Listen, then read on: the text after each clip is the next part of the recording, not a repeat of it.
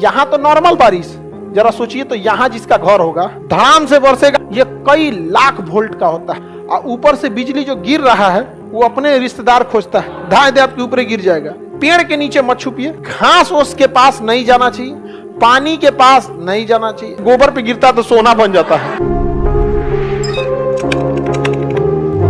बादल का फटना क्या होता है?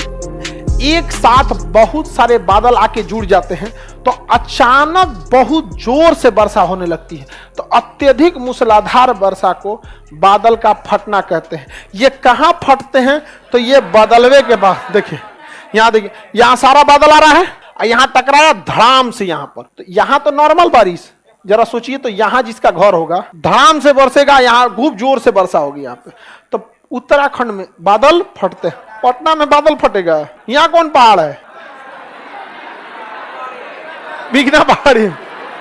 बादलों में साउंड कैसे होता है? साउंड क्यों नहीं होगा? एक झापड़ मारिए किसी को, साउंड होता है कि नहीं होता है?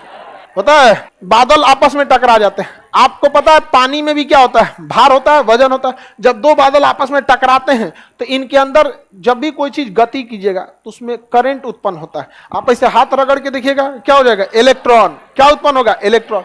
और इलेक्ट्रॉन अधिक मात्रा में होगा, उसी को क्या कहते हैं? इलेक्ट्रिसिटी। तो जब बादल बहुत जोर से टकराते हैं तो इलेक्ट्रिसिटी उत्पन्न हो जाता है। यह कई लाख वोल्ट का होता है, 2 से 2.5 लाख वोल्ट होता है।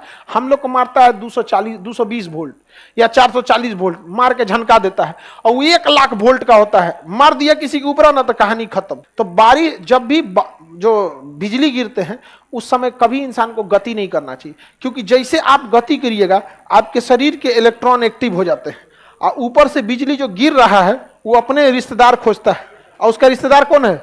इलेक्ट्रॉन। धाए दे आपके ऊपर गिर जाएगा, फिर बचने की कोई संभावना नहीं है, कोई नहीं। इसलिए जब भी बारिश वगैरह हो, बिजली वगैरह, सेफ जगह छुप जाइए, पेड़ के नीचे मत छुपिए, क्योंकि पेड़ अपने गति करते रहता है और उस पे इलेक्ट्रॉन बहुत ज्यादा, हर पत्तिये पे इलेक्ट्रॉन रहते हैं। इसलिए अक्सर बिजली किस पे गिरता है? पेड़ पे गिरता है। समझ में आ गया कि नहीं? छाता पे भी ऊपरा धातु रहता है। छाता पे क्या रहता है? धातु। लकड़ी का कौन छाता है रे तुम्हारा? ओखली लेके घूम रहा है क्या? तो बिजली गिरते समय आपको झुक जाना चाहिए, नीचे की ओर क्या होना है? झुक जाना। घास ओस के पास नहीं जाना चाहिए, पानी के पास नहीं जाना चाहिए, सूखा जमीन हो वहां चल जाइए, वरना पानी बिजली को खींच लेता है, घास पेड़ पौधा खींच लेते हैं। गाय भैंस पानी ज्यादा पिए रहती है, 1 बाल्टी पानी पिए ले है वो भी खींच सकती है। इसलिए देखिए वो गाय भैंस के ऊपर बिजली गिर जाता है। गांव में हल्ला किया से गोबर पे गिरता तो सोना बन जाता है। ऐसा कभी नहीं होता। ऐसा होता तो आदमी भर गाँव में गोबर बिछैले रहता, ऐसे गिर बिजली पूरा गाँव में सोना हो जाता। दूसरा KGF बन जाता, कोलार गोल्ड फील्ड। बिजली से नहीं होता। आगे बढ़े। हवाई जहाज पे बिजली गिरती है तो कुछ नहीं होता। हवाई जहाज पे जब बिजली गिर जाती है तो कुछ नहीं होता, पता नहीं चलता उन लोग को। जिस तरह पानी वाली जहाज को सुनामी कुछ कर सकता है, उसलिए बिजली भी पानी वाली ऊपर वाली जहाज को कुछ नहीं कर सकता है। पीपल के पेड़ पर ज्यादा गिर जाता है, जिसमें पत्तियां ज्यादा होंगी, इलेक्ट्रॉन की मात्रा ज्यादा होगी, उस पर बिजली का आकर्षण ज्यादा होगा। नहीं जी, अभी भी इसको डाउट है। गोबर पे गिरने बिजली, सोना कैसे बन जाएगा?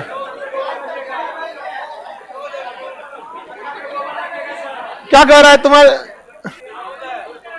अरे गलत बात है। गांव में ऐसे ऐसे हल्ला कर दिया, 108 बार ऐसे करने पे ना गांव में हल्ला करता है ना, सुतल आदमी को लांग देंगे तो लंबाई नहीं बढ़ेगा। ये कुछ होता है? हल्ला करता है ऐसे ऐसे, भौवा टूट जाएगा तो मन्नत मांगो तो पूरा हो जाएगा। हम तो अपने से तूर के मांग लेते थे, कुछ नहीं होता है पूरा। ले सर, हमारे छत पे टावर लग गया, टावर पे बिजली गिरेगी, टावर को कनेक्शन जमीन से होता है, वो बिजली को लेकर जमीन पे भेज देगा, आपको टेंशन लेने की जरूरत नहीं है। टावर के ऊपर क्या होता है वहां पे?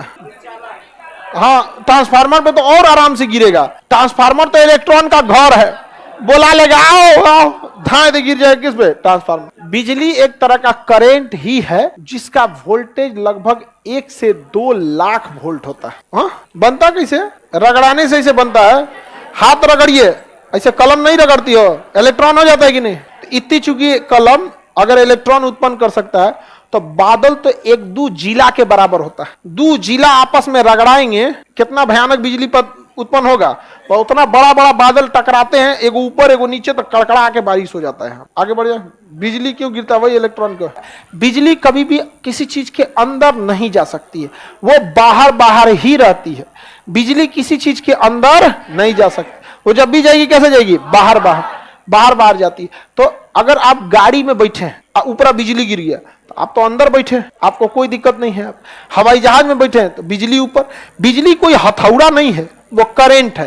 क्या है? करंट। करंट से कोनो चोट थोड़े लगता है, अंदर घुस गया तो आपके पाठ पुर्जा को गड़बड़ा देता है।